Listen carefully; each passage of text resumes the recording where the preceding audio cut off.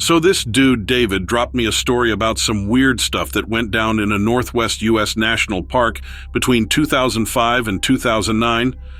Not to blow his cover, but he mentioned this gnarly search and rescue mission where they find a body 40 feet up a pine tree with wounds that no bear could make. They chalked it up as a bear kill, but that didn't really sit right with me. I mean, yeah, it's not unheard of for bears to attack people. But this? Nah, there's something off. David was saying he and his crew were getting weird vibes in the park months before all this. They were seeing some freaky stuff like random black figures popping up and weird lights and noises all over, regardless of the time. So when you're working, you don't just blab about it. And you certainly don't snitch to your boss. Lately, people have been hearing some creepy shit in the park. Screams, weird animal sounds, all from the deep woods. But when we checked it out, we didn't find Jack. No tracks. No signs of anyone. Straight up ghost town vibes. It's like these sounds would just pop up and then disappear when someone checked out what was up. Some dudes David worked with had weird stuff go down when they were in this part of the woods. They clammed up and got freaked out every time it got mentioned. This had David scratching his head. So this all goes down before we found the body and slapped a "killed by bear" label on it. Got some reports suggesting that food and stuff was being nicked from the backcountry spots. David, the poor sod, got stuck dealing with it. We kind of shrugged it off because animals are crafty little thieves. And the weird noises? Probably just foxes or mountain lions doing their nighttime thing. So David shares this scarier experience after they found a body during a search and rescue. Some folks were worried because they thought there was a bear around that had a taste for human food. Definitely not a safe situation. But when they went deeper, they didn't find a bear's den, but some other kind of den. One of David's buddies even heard weird mechanical humming sounds near this den. Weird, right? So around this den, he saw some weird-ass tracks, kind of like a goat's, but not any animal he knew of. For the next few days, they hiked through this Lil Valley, which always smelled freakishly like death. One night, while camping out in the valley, some super weird stuff started happening. So one guy heard weird whispers and gurgling noises right by his tent. Remembering what David said, this park ranger went beyond the safety of his tent and flashlight with his rifle to check out these weird sounds. There was some moonlight lighting up the area around him, and he was shining his flashlight around but didn't see anything. Dude, there were times where he was sure he saw a tall, skinny figure watching him from the trees. Definitely not any kind of bear. And the weirdest part is this constant smell of death all over that valley. Whenever weird stuff happens there, this death stench intensifies. So, rangers told David, who told me it's like standing next to a cow that's been baking in the sun for 3 or 4 days. It's absolutely nauseating. But there's no clear reason for this stink, and it was super strong. The next day, they went back to the main camp with no real evidence about where the noise came from. According to David, this just made it more confusing. Everyone was freaked out, but no one was ready to blame it on some boogeyman. You don't want to risk your reputation with that kind of talk, not in a professional environment. So, David joins a search party for 2 hikers who went missing in the same area where weird noises were heard the night before. Then David starts experiencing all sorts of freaky stuff, just like what his buddies went through. The 2 hikers are still missing today, and this whole thing gives David the creeps. Also, there's a body found wedged about 40 feet up in a tree. Crazy, right? They couldn't figure out whose body it was, and no one was reported missing around that time. The hiker just became another Jane Doe.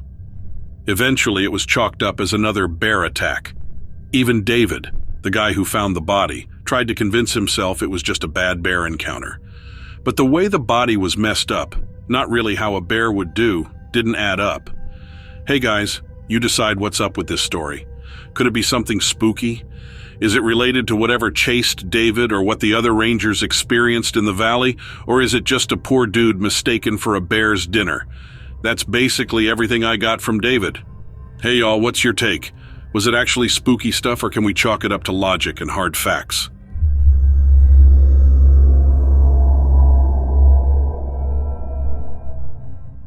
A couple years ago, I went mountain climbing in the Cascades, Washington. Spoiler alert, I ran into some freaky stuff out there. Not to brag, but I'm pretty good at mountaineering. The kick you get from climbing, the fresh air and the views. It's a high like no other.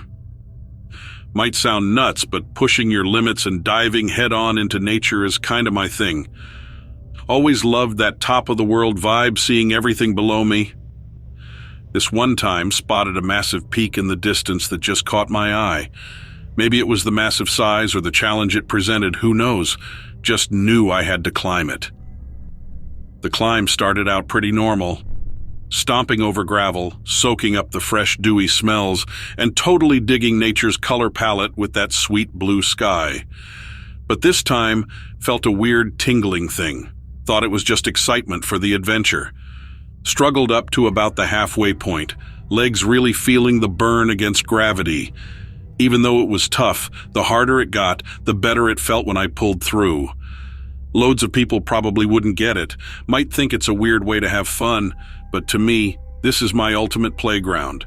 Had a heck of a time climbing these sketchy cliffs and scrambling up some goat trails. Hands were freezing and my back was killing from my pack, but man, it was a blast. Spent a good chunk of time on this one side of the mountain. Had a few hiccups, like slipping on rocks and running low on water. Climbing was tougher than I thought it would be. But can't sweat the small stuff when you're up against Mother Nature, right? All right, listen up. Honestly, mountain people have the juiciest gossip.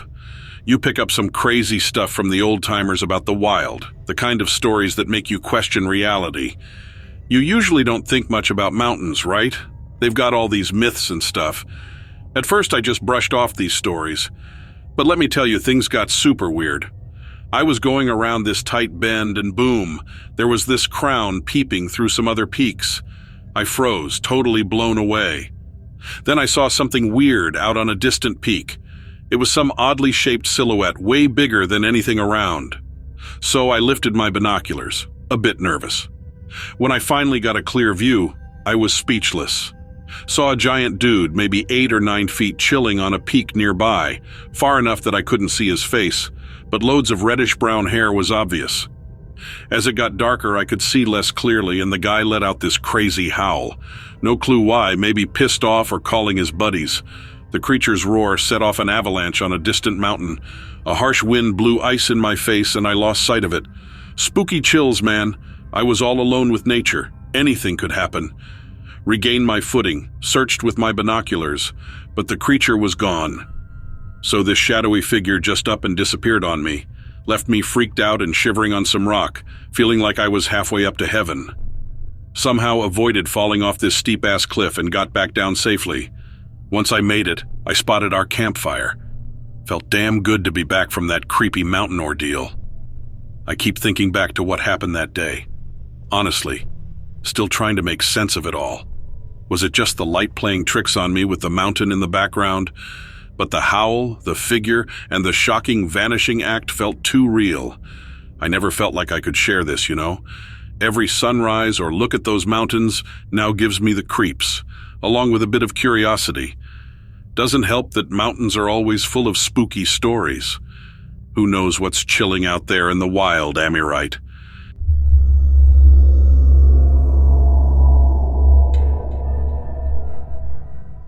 So, back in summer 2012, I was part of this archaeological dig in the Badlands National Park, South Dakota. Super wild place. I'm all about digging up history, especially when it gives us clues about today. We had a bunch of universities working together in this fossil-rich spot left over from the Ice Age. Days were long and sweaty breaking down layers of silt, but the finds were often mind-blowing. Finding fossilized remains of a mammoth, camel, or even an ancient bear here is like doing the time warp right back to the Ice Age, no kidding. Ever caught a sunset here? The shadows playing across the Badlands make the place look like something out of an alien movie. The fossils are cool, but that rough beauty is something else. Hard to put a finger on it, but it's that heavy isolation that gets to me, really draws me in. This place is so deserted and lonely, you won't get it till you've been here. So we were way out in Nowheresville, surrounded by nothing but rock and wind. Everyone was doing their usual end-of-day stuff, counting the day's finds and getting ready for tomorrow. I told them I was going to stick around to wrap up my work on this cool skull we found at the edge of the site. I was totally wrapped up in figuring out how old it was and what it belonged to. Before I knew it, It was pitch black outside, besides the little glow from the dig lights. I really just wanted to enjoy the quiet for a bit longer. It was eerily quiet that night, with just a few typical sounds here and there. There was a weird clicking noise, though, rhythmic but not quite right, seemed close, and I got the vibe something weird was going to happen. It didn't match anything I'd heard in the Badlands before. Took me a sec to figure out where this noise was coming from. Right where I dug up a piece of skull earlier. Being the nosy archaeologist I am, I decided to check it out. Why not? Maybe some old Ice Age creature had snuggled in there to keep warm. Didn't see what was coming next. Took a flashlight and went down the hole. Then I saw something in the dark that totally blew my mind. I was hooked at first glance. Saw this creepy, hunched-over thing just on the edge of my flashlight's reach. Didn't look fully human, was about 6 feet tall probably. Its skin was this freaky pale color, kind of glowing under my flashlight. It moved weirdly too, like some messed up mix of animal and human, all while naked and on all fours. So this creature had a face kind of like a human, except totally messed up. Huge glistening eyes and no nose or mouth. It creeped me out, but also caught my attention. When it saw me, it made this nasty clicking noise that almost made me puke. Finally, I snapped out of it, turned tail, and ran like hell, trying to outpace the thing. Heard something clicking down the hole while I was moving away. Got back to our camp, my heart still pounding like crazy, and couldn't stop staring at the whacked-out shadows around the dig site. Was looking out for the thing I nicknamed the Crawler. Gradually, the night turned normal again, and the whole freaky episode seemed to sort of fade out. Was it all in my head, though? Ran into something that seriously had me questioning my own mind. Next day, no trace of that crawler. Just some archaeologist tag and a half-dug-up skull in a dirt hole. Felt kind of bummed, even though I was creeped out. The thing's like some reality-bending creature. Breaks all the rules of science we're used to. I legit can't sleep sometimes because all I think about are potential tunnels under us. Crazy, right? But I swear it's not BS. I truly believe there are unexplored mysteries underground.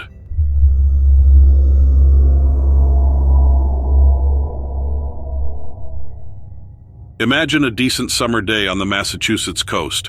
It's warm, breezy, and the ocean is just classic Cape Cod. Working as a park ranger here rocks. The daily routine includes checking trails, some cleanup, and dealing with the trash some visitors forget to take, plus the additional perks of fresh pine smell, birdsong, and occasional wildlife sightings. Not a bad office view, huh? Lots of trails here wind through forests to the dunes with killer views of the ocean. Seriously, living and working here is a dream. Usually hit Race Point Beach for lunch, find a spot behind some cedars to chow down on my sandwich. After that, it's animal watch time. Been tracking everything from small critters and birds to making sure our underwater buddies are safe. Done it all, really. So, as I'm out patrolling one day, I noticed tons of dead fish washing up. Kinda weird, right? Especially since our water tests were all normal. Throughout the day, this god-awful smell starts to take over. Nothing like I've ever sniffed before. Think dying birds, rotten seaweed, and the funky stink of a big old whale. Guys, some weird sea thing. Things got tense. Could be my mind playing tricks, but man, something was definitely off. Heard on the radio about some weirdly huge waves that were freaking out the local fishermen, and even the seagulls. I knew something was off, but couldn't put my finger on it. Officially, all was good. Shrugged it off and spent the rest of my day helping lost tourists and checking trail markers on the beach till sundown. Just another day at work until I noticed the lighthouse beam wasn't spinning. Something wasn't right, so I decided to investigate. That decision threw me into a hellish nightmare I won't ever forget. As I got closer to the lighthouse, the stinky smell from earlier that day got worse, covering up the usual salty sea air. Bolted up the spiral stairs to the lantern room and was instantly hit with a super loud growling noise. Kinda like the sea having a fit, really shook the whole lighthouse. Saw a giant shadow thing in the waves just north, looked like a weird wave at first. But nope, it was alive. Saw this weird long critter twisting in the water, lit up by some freaky glowing light. Squinted through my viewing lenses to get a better look. It had this reptile-like face, reminded me of some deep-sea dragon or something. Creepy vibes, man. Sounds insane, but I swear it's true. Saw teeth and eyes catching the lighthouse's beacon, scared the hell out of me, but was also kinda epic. Thing was massive, like a pack of whales breaching. It was crazy cool. Felt like I was staring at some mythical sea monster. Good thing I was in the lighthouse, though. Bet I'd freak out if I was on a boat. Was trying to reach the Coast Guard on my radio. Had to make sure I wasn't losing it and needed someone else to see this. As soon as I got the staticky message that help was on its way, this beast starts flailing, making waves hit the lighthouse. I hustled down super quick, nearly dropping the radio in my panic. Then out of nowhere, the creature stops moving altogether. Saw some weird critter just sink into the ocean. Its glowing eyes were freaky as hell. Scared the bejesus out of me. Chilled there for a few more hours, just trying to take it in. Definitely not a dream, it was pretty freaking real. So I knew that much. Went back along the moonlit trails, completely freaked out by what I'd seen. Can't deny I was scared shitless. Next day, of course, my ranger mates laughed their asses off. "Sea monster, huh? You on the sauce again, bud?" They were all yelling, but I'm telling you, what I saw that day was some real deal truth bombs. We honestly don't know crap about this world. Like, who are we to act like we've got everything figured out? I saw what I saw, no denying that. That moment blew my mind and freaked me out a bit. Ever since then, I've been extra careful with my park duties and became more aware of the crazy unknown stuff in those old waters.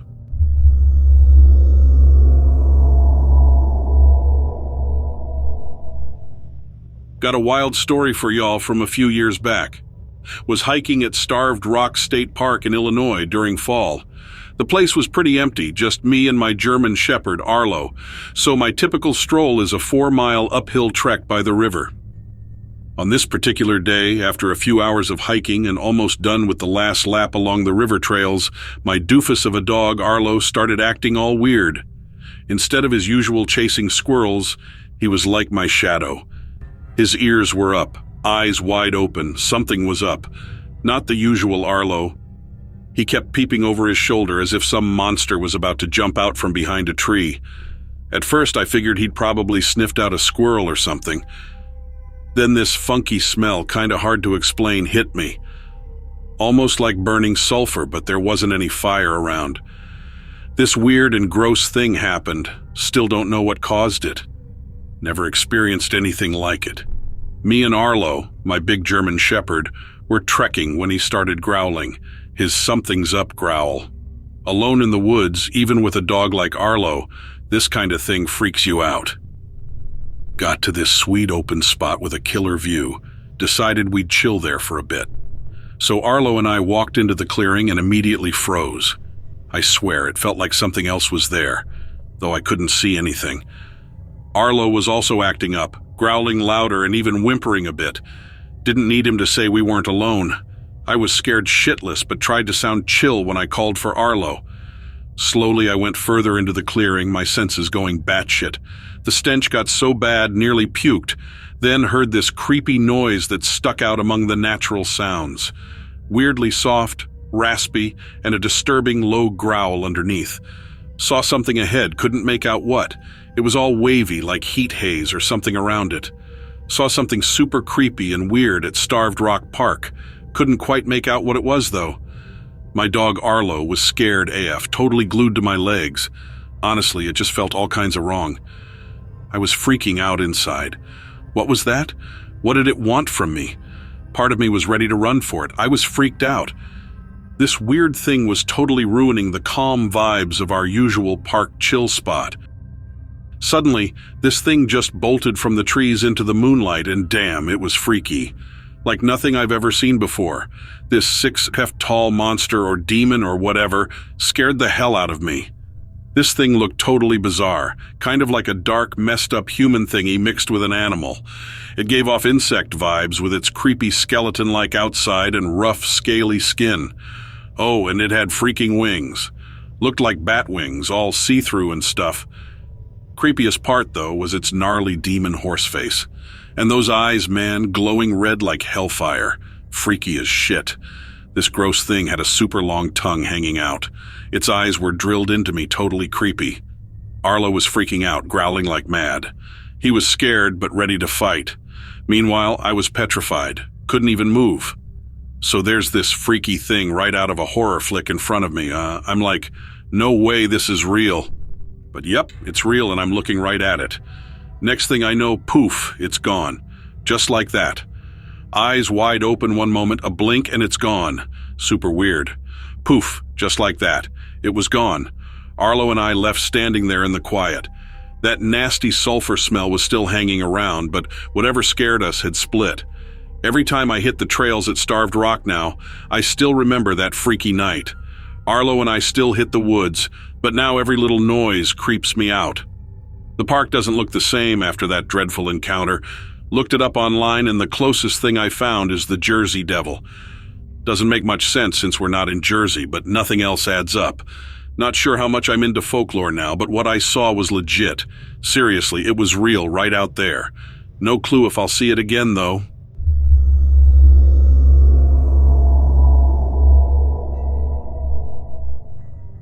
We get a ton of break-in calls, especially from that neighborhood. So when we got another one from there late night, I figured it was just the usual stuff. The report came in around 3:15 to 3:30 a.m. So the wife called saying she and the fam were asleep, but woke up to some weird noise and saw a shadow floating around the house. With the newborn wailing, she woke her husband, who got the other kids up. All of them loaded up in the car and gave us a ring.